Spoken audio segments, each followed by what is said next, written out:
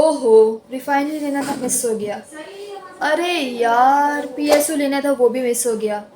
अगर आप भी अपने किसी ज़रूरी काम में मसरूफ़ रहते हैं और स्टॉक मार्केट की तरफ ध्यान नहीं होता, पीएसएमयू लाए है आपके लिए ट्रेडिंग सिग्नल सर्विसेज। अगर आप पीएसएमयू की ट्रेडिंग सिग्नल सर्विसेज अवेल करना चाहते हैं, WhatsApp me now and ask me how. अस्सलाम वालेकुम, मैं हूं नादिया अनवर और उम्मीद करती हूं आप सब खैरियत से होंगे।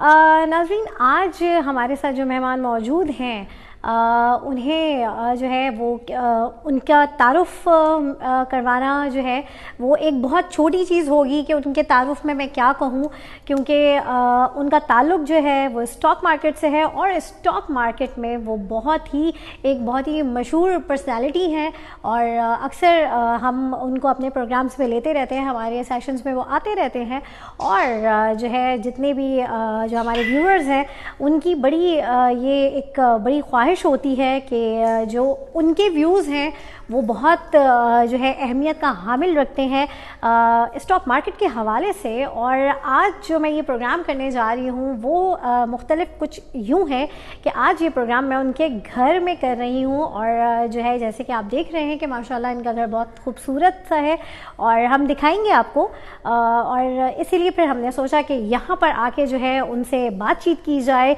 क्योंकि साल का शुरू भी है और जो है देखना है कि 2024 कैसा रहेगा।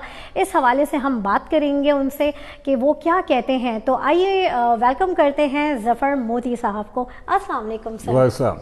सर कैसे हैं आप? बिल्कुल ठीक है, आप सुनाओ। सर बहुत शुक्रिया आपके वक्त का। अच्छा सर, ये मुझे बताएं कि क्या आपको लगता है कि पाकिस्तान के लिए और पाकिस्तानी स्टॉक मार्केट के लिए डेमोक्रेसी बेहतर है या फिर डिक्टेटरशिप?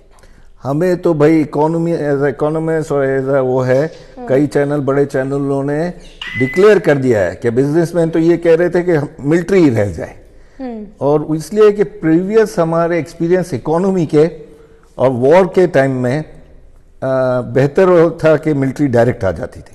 हर एक को अगर आप पूछेंगे ना बिजनेसमैन को, स्पेशली स्टॉक में, वो मुशर्रफ के टाइम को तो जरूर याद करेगा। जी सर, ठीक है। मुशर्रफ के टाइम के 4 फिगर मैं आपको देता हूँ, बाकी आपको जरूरत ही नहीं पड़ेगी। 2 से 2.5% इंटरेस्ट रेट, 60 से 61 रुपया डॉलर, 7.5 से 8% जीडीपी और टैक्स भरने के लिए लोग लाइन में लगते थे क्योंकि सेल्फ असेसमेंट था। लोग कहते थे हम जितना भरना चाहे, वो कहता था जितना आप मर्जी से भरना चाहो आप भर दो। तो लोग लाइनों में लगकर टैक्स उस नेट में आना शुरू हो गए थे। ये 4 फिगर में ही आपको पता चल जाएगा कि कैसी बूम थी। वो बूम हमको हमेशा मिलिट्री के एरा में मिली है। डेमोक्रेसी में सबसे फायदा ये होता है कि फिर हम पर कोई सैंक्शंस नहीं लगते, लेकिन डेमोक्रेसी में जो अभी ये डेमोक्रेसी के लिए तगदो हो रही है, ऐसा कभी हमने ना देखा है, ना इतना बिलो द बेल्ट देखा है, ना इतनी गालम गलोच देखी है, ना इतने सख्त एक दूसरे के सामने एटीट्यूड देखे। तो ये सब जो है ये डेमोक्रेसी से इन्वेस्टर को, इकोनॉमिस्ट को, स्टॉक मार्केट वालों को, सबको घबराता है। इम्प्लीमेंटेशन के वक्त जो है लोगों को बड़ी मुश्किलात का सामना है, इतनी ज़्यादा डॉक्यूमेंट, क्योंकि हर इंसान के पास सारी चीज़ें डॉक्यूमेंट्स नहीं होते हैं। वो आसानी से जाके क्रिप्टो में अकाउंट खुलवा लेते हैं, ठीक है, फॉरेक्स में खुलवा लेते हैं, लेकिन स्टॉक मार्केट में बहुत ज़्यादा उनको डॉक्यूमेंटेशन रिक्वायर्ड होती है और हर एक आम आदमी के पास इतनी डॉक्यूमेंटेशन प्रॉपर होती भी नहीं है। तो इस हवाले से थोड़ा आप लोग क्यों नहीं कुछ काम करते हैं? बहुत काम किया, बहुत समझाया कि भाई आप ऐसे नहीं करो, पाकिस्तान अमेरिका नहीं है, आप एक बिल्डिंग को अमेरिका की तरह चला रहे हो और बाकी पूरा अफगानिस्तान की तरह चल रहा है। ऐसे नहीं होता है, दुनिया में नहीं होता है। आपको लेवल प्लेइंग फील्ड, जो आजकल बड़ा मशहूर वर्ड हुआ है, तो ये इतना सख्तियां कर दी हैं और उसके सामने आप अगर कोई बैंक में अकाउंट खुलवाना चाह रहे हो, फिक्स इनकम पर जाना चाह रहे हो, तो कोई सवाल जवाब नहीं है। कोई नहीं पूछता उनसे कि भाई तू करोड़ रुपया लेकर आया है, तू 18% इंटरेस्ट पर फिक्स कर रहा है, कहाँ से आए? प्राइस बॉन्ड में आपको याद होगा, प्राइस बॉन्ड में कोई नहीं पूछता था। अब आप इधर तो इतना हुआ है कि मैंने एक मरतबा सरकास्टिकली यानी तंजिया बोल दिया इनको कि पाकिस्तान में अब डीएनए भी शुरू करवाना चाहिए, यानी खून का भी ड्रॉप होना चाहिए। तो दे टुक इट सीरियसली, उन्होंने समझा कि मैं सीरियस हूँ इस बात पर कहने पर। वो समझे कि ये गुड खबर है, जैसे ये गुड सजेशन है। हाँ, मेरा सजेशन है। जैसे ऊपर ये चंपा की वो चीज़ है, पेंटिंग्स हैं इकबाल की, जो कुकूस कैफे वाला है, تو وہ ہمارے ایک دوست نے اس سے اتنے پیچھے سائنیں کروائی, میں نے اس نے کلیکشن لیا کہ وہ اس کو میں نے کہا بھی یہ تھوڑی دیر میں خون بھی مانگے گا کہ تم خون کا ایک دھبا دو تاکہ ہم کو ڈی این اے میں ہو کہ یہ تم نہیں بنائی ہے. یہ نہیں, یہ آپ اتنا سختیاں کر دیتے ہو جس کی وجہ سے لوگ جو ہے نا پھر ڈی موٹیویٹ ہو جاتے ہیں. ڈی موٹیویشن ہمارے یہاں بہت زیادہ ہے.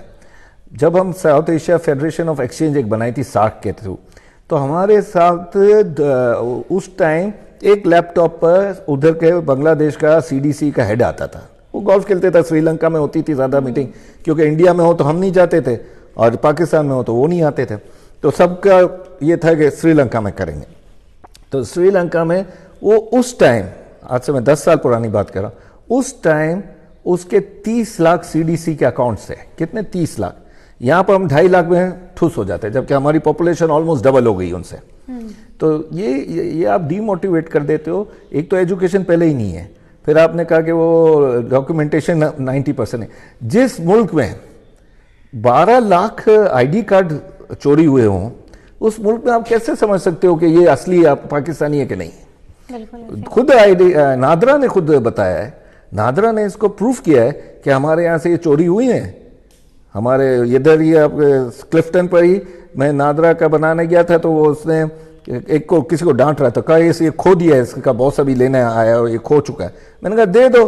کیسے دے دے سر؟ میں نے کہا بھائی 12 لاکھ جیسے دیے تھے ایسے دے دو, اس پہ کیا ہے؟ یعنی ان کو بھی تنزیہ سمجھا کہ تم نے پوری دنیا کو تو بیچے ہیں. آج آپ کا پشاور میں پیدا ہونے والا پٹھان جو ہے, اس کے پاس پاکستانی آئی ڈی اور پاسپورٹ نہیں ہے, افغانی کے پاس ہے. افغانی کے پاس ہے, جی. ہاں یہ بات تو یہ آپ دیکھو نا, یہ وہ نہیں ہے. اور وہ جوک کرتے ہیں جو پشاور میں یا کوئٹہ میں پیدا ہوا ہے پختون, ان سے جوک کرتے ہیں کہ تم تھوڑی اصل پاکستانی ہو, ہم اصل پاکستانی. تو سر اس کے اوپر کام ہوگا, کیونکہ یہ تو ایک بڑا سنگین مسئلہ ہے نا. لوگ اس وجہ سے اچھے لوگ جو ہیں وہ نہیں آ پاتے ہیں, وہ نہیں انویسٹمنٹ اپنی کر پا رہے ہیں. تو دیکھیں یہ کام حکومتوں کا ہوتا ہے. یہی تو میں کہہ رہا ہوں کہ الیکشن میں ہمیں زیادہ فائدہ ہوگا جب لاسٹ ریجیم کے لیے کیا بولتے تھے سب, کہ کرپٹ گورنمنٹ چل سکتی ہے پاکستان میں, انکمپیٹنٹ نہیں چل سکتی. یہ جب بھی آئی ہے حکومتیں کچھ نہ کچھ اپنی انکمپیٹنسیز دکھاتی ہیں, جس کی وجہ سے پریشانی ہوتی ہے. اچھا سر, اب جیسے کہ اسٹاک مارکیٹ کو اسٹڈی کرنے کے لیے کچھ چیزیں پتہ ہونی چاہیے, جیسے کہ فنڈامنٹل, آپ کو فنڈامنٹلس پتہ ہونے چاہیے, اور ایک ہوتا ہے ٹیکنیکل ہونا چاہیے. تو جتنے بھی بروکریج ہاؤس ہے انہوں نے لوگ تو بٹھائے ہوئے ہیں, فنڈامنٹل تو لوگوں کو آئیڈیا ہو جاتا ہے, ایکسپیرینس سے بھی چیزوں سے آ جاتا ہے, لیکن جو ٹیکنیکل جو پورشن ہے جسے ٹیکنیکل انالیسس کہتے ہیں, اس کے لیے تو ایک پراپر اسٹڈی, ایک پوری جو ہے آپ کو مطلب ایک طریقے سے میں کہوں کہ ایک ڈگری چاہیے ہو, تو وہ ضروری ہے. تو اس کو ایک پراپر آپ لوگ, کیونکہ آپ ڈائریکٹر بھی رہ چکے ہیں اسٹاک مارکیٹ میں, تو آپ لوگ اس چیز کو یونیورسٹی لیول پہ جا کے کیوں نہیں اس کو ایک ایک ڈگری کہہ لیں یا ایک کورس کے طور پہ کیوں نہیں انٹروڈیوس کرواتے, کیونکہ یہ چیز ہمارے ایجوکیشن سسٹم میں ابھی تک اتنی جالن نہیں ہے. تو جس کی وجہ سے ہوتا یہ کہ بروکریج ہاؤس جو ہیں وہ تھوڑا بہت وہ لوگ رکھ دیتے ہیں جو اس چیز سے ایجوکیٹ ہی نہیں ہے, جن کو ٹیکنیکل کا پتہ ہی نہیں ہے. ہاں اپنے ایکسپیرینس سے انہوں نے ٹیکنیکلس کے حوالے سے بات ضرور کرتے ہیں, بٹ ایجوکیشن نہیں ہے. تو اس چیز کو ایجوکیشن لیول پہ پروموٹ کرنے کے لیے کیوں نہیں آپ لوگ کچھ کرتے ہیں؟ ارے بھائی بہت کیا ہے, سب کچھ کیا ہے. لیکچر سرکٹ پہ میں رہا ہوں, میں خود آئی بی اے کا ایوننگ کا اسٹوڈنٹ رہا ہوں, کیونکہ مارننگ میں تو اسٹاکس ہوتا تھا. تو لیکچر سرکٹ میں ہم لوگ جس یونیورسٹیوں میں گئے, ادھر بچوں کو اسٹاک ایکسچینج کی اسپیلنگ نہیں آتی ہے, اور ہمارے پاس انٹرنشپ کے لیے بچے آتے ہیں, ان کو ہمارے جتنے ورڈ ہیں وہ تھوڑے سے 99% انگلش کے ہیں, کیونکہ اسٹاک مارکیٹ کا کانسیپٹ ادھر سے ہی آیا تھا. ایسٹ انڈیا کمپنی سمجھ لو یا ڈچ انڈین کمپنی سمجھ لو. سب سے پہلے ٹریڈ جو شروع ہوئی تھی وہ ٹیولپس میں ہوئی تھی ہالینڈ میں, تو وہاں سے آئے.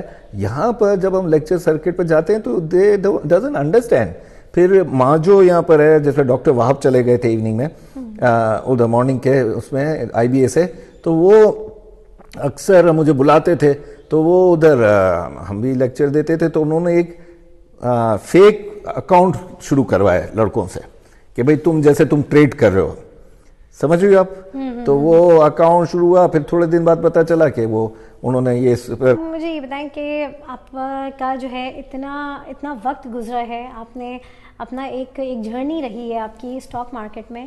آپ کیا آپ ڈائریکٹر بھی رہے ہیں, آپ نے کافی وقت دیا, سب کچھ دیا, تو آپ کو کیا لگتا ہے کہ کیا ایسی چیز تھی جو آپ لوگوں کو کرنی چاہیے مارکیٹ کے لیے؟ کون سے ایسے نیو پروڈکٹس ہیں جو آنے چاہیے؟ اور آپ کیا سمجھتے ہیں کہ آپ کے جو پورا ٹینیور رہا ہے اس میں کیا کیا کچھ بہتری آئی ہے، اور کون کون سے نیو پروڈکٹس آپ لوگوں نے انٹروڈیوس کروائے ہیں؟ دیکھیے سب سے بڑا جو آیا نا وہ تو آٹومیشن ہے جو ہمارے ایرا میں ہوا. پھر CDC کا بننا جو فزیکل شیئر کو ختم کرنا ہے، اس کے بھی میں ڈائریکٹر رہا ہوں. نیشنل کلیئرنگ کا بننا جو تینوں سٹاک کو چلا لی تھی جب کراچی، لاہور اور اسلام آباد الگ الگ تھے. اور پھر جو ہے اسپیڈ آف ایکسیکیوشن بہت اچھی ہو گئی ہمارے ٹائم میں، کیونکہ پہلے تو آؤٹ کرائے ہوتا تھا، تو آؤٹ کرائے میں تو 10,000 شیئر بھی لینے جائیں تو مشکل ہو جاتی تھی کئی مرتبہ، ایسی اسکرپٹ کا جو چھوٹی ہوتی تھی. اور اب جو ہے یہ انہوں نے جو ایکسپوجرز کے اور رولز جو بنائے ہیں وہ اتنے اچھے کیے ہوئے ہیں کہ ہمیں بھی اب کوئی گھبراہٹ نہیں رہی. UI نمبر یہ بہت اچھی چیز ہے. جو خراب چیزیں ہوئی ہیں جو ہم کوشش کر رہے تھے کہ نہ ہوں، وہ تھی کہ آپ کی دنیا کی ایک ہی مارکیٹ رہ گئی ہے جو کیش ریلیٹڈ مارکیٹ ہے، کیونکہ آپ کا فیوچر جو ہے نا اس میں ڈیپتھ اور ڈرائیو نہیں ہے، ڈیپتھ بھی نہیں ہے اور ڈسکوری آف پرائسنگ نہیں ہے. اس کی مین وجہ یہ ہے کہ جب بھی ببل بنتا ہے، آپ دیکھیں ابھی ببل لاسٹ منتھ بنا تھا دسمبر میں، تو 30% انٹرسٹ ریٹ چلا گیا تھا نارمل. تو ایک دن میں جب یہ رول اوور کا ٹائم آیا تو تھڑاپ کر کے مارکیٹ نیچے آئی. اگر ہمارے پاس اس کی کریڈٹ لائنیں ہوتی بینکوں کی، ہمارے پاس وہ ہمارے کلائنٹوں کو بھی ہم پہنچانے کے لیے رکھواتے تو وہ سب سے بیسٹ رہتا. لیکن وہ فیوچر کے ٹریڈ میں جیسے آج آپ نے دیکھا کہ 14 ارب روپے کا ٹوٹل کام ہوا ہے روپی ٹرم میں، تو 14 ارب روپے کچھ بھی نہیں ہوا اتنی بڑی مارکیٹ کے لیے جو ٹریڈ ہوئی ہے. جیسے ہی 25 ارب سے نیچے آتا ہے روپی ٹرم میں تو وہ ہمارے لیے گھنٹی خطرے کی بن جاتی ہے. ہاں صحیح. تو سر یہ مجھے بتائیں کہ ابھی جو اس وقت مارکیٹ ہے، لوگوں کے پیسے لگے ہوئے بھی ہیں، تھوڑا سا لوگ گھبرائے ہوئے بہت ہیں اس وقت، کیونکہ مارکیٹ ایک دم سے جو ہے وہ جمپ ہوتی ہے اور پھر ایک دم سے جو ہے وہ اس میں آتی ہے. لوگ کافی گھبرائے ہوئے ہیں اس وقت. انویسٹر کو آپ کیا کہتے ہیں کہ اس وقت کیا کرنا چاہیے ان کو؟ دیکھیں انویسٹر تو جو پرانا ہے وہ تو بیٹھا ہوا ہے، اس کو وری یہاں پر سیل آف ہوا تو ہم سمجھ رہے تھے کہ فورن فنڈز جو ہیں وہ تو چھٹیوں پر گئے ہوئے ہیں نیو ایئر کی وجہ سے اور کرسمس کے، وہ آ گئے مارکیٹ میں بائنگ کرنے.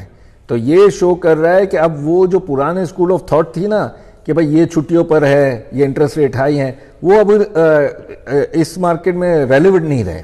اب ریلیونٹ ہے ڈیمانڈ اینڈ سپلائی، اور سپلائی بہت زیادہ ہو جاتی ہے تو مارکیٹ واپس سوئنگ کرتی ہے، پھر کوئی بری خبر آتی ہے واپس نیچے جاتی ہے. جو 2000 پوائنٹ کی جو مارکیٹ مندی ہوئی تھی اس نے کافی نقصان پہنچایا مارکیٹ کو. ہاں صحیح.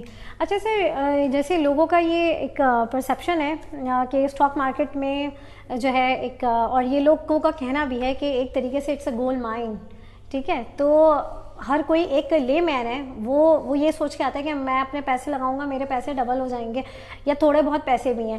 یہ مجھے بتائیں کہ بنا پیسے کے اسٹاک مارکیٹ میں پیسے کیسے بنائے جا سکتے ہیں؟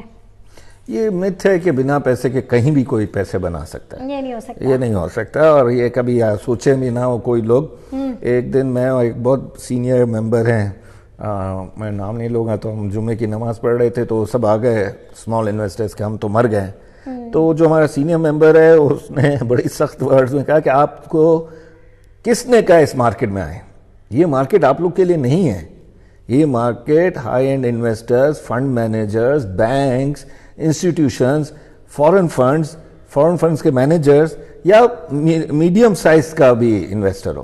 اب یہ جو کچھ آ رہے ہیں اور وہ ہمیشہ خطرناک ہوتا ہے، موٹر سائیکل بیچ کر اپنی آ جاتے ہیں، اپنا بینک کا سب چیزیں بیچ کر آ جاتے ہیں، فکس انکم سے نکل کے ادھر آ جاتے ہیں. تو وہ جب لاس کرتے ہیں تو ان کو پریشانی بہت زیادہ ہوتی ہے. اور یہ ہم نے وٹنس کیا ہے، میں نے تو اپنی لائف ٹائم میں بڑا وٹنس کیا ہے. اور جو لوگ ان کو بیچاروں کو لاتے ہیں، میں ان کو بہت وارن کرتا ہوں، ہمیشہ سے وارن کرتا ہوں کہ بھائی یہ ان کو مت لاؤ. یہ بیچارے ابھی ایک نے شارٹ سیل کیا ایک، اور وہ ہمارا ہی اسٹاک ایکسچینج کے اسٹاف کا گولڈن ہینڈ شیک اس نے لیا تھا، اس نے اس کو پیسے دیے تھے. اب وہ سب وہ لاس کر گیا اور پھر شور کیا تو پھر وہ اس کو کچھ کیا ہے اس نے واپسی کرنے کا اسٹارٹ کر دیا ہے. لیکن کہنے کا مقصد ہے کہ وہ گولڈن ہینڈ شیک والے کو بھی سمجھنا چاہیے کہ اب یہ تیری فائنل ہے. سلام کرتے ہیں ہم تو ڈاکٹر شمشاد کو کہتے ہیں اس کو کنٹینیو کرنا چاہیے نئی حکومت میں بھی. اگر ان کو پسند کرتی ہے IMF اور ان کے ٹولز کو سمجھتی ہے وہ, تو اس کو کام کرنے دو, جھگڑے تو نہیں کرو. ایسے جھگڑوں کی وجہ سے ہم لوگ کی مینٹل لیول ہمارے خراب ہو گئے تھے. روز ہم IMF کی باڈی لینگویج دیکھتے تھے اور لوگ سامنے والے کے دیکھتے تھے کہ وہ جھگڑے کے موڈ میں آئے ہوئے ہیں. تو یہ آپ ایک جو انسٹیٹیوشن ہے اس سے آپ جھگڑ نہیں سکتے ہو کہ بھئی وہ جو آپ کو مدد کرنے آ رہا ہے, جو آپ کو سانس لینے کی جگہ دے رہے ہیں. تو یہ میرا آنسر ہے IMF کے علاوہ کچھ نہیں ہے. صحیح.